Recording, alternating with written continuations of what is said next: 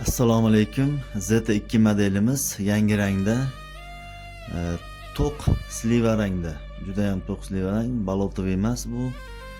Qora ham emas, kulrang ham emas.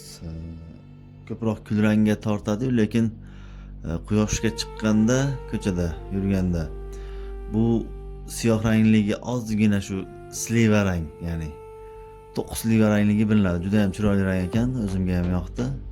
Crazy Horse terisidan tayyorladik Z2 modelimizni. Har ikki tomonda karta soladigan joyi bor.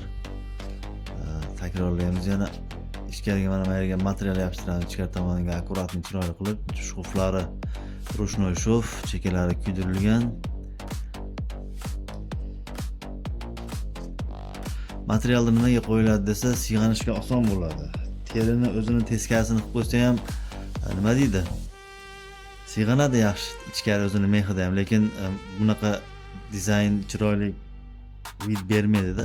Shunga material qilamiz, ham chiroyli, ham effektli bo'ladi. Magnetlik mana har doimgidek ichkari tomoni. Ko'rdinglardek. Ular uchun ham joyi bor buni.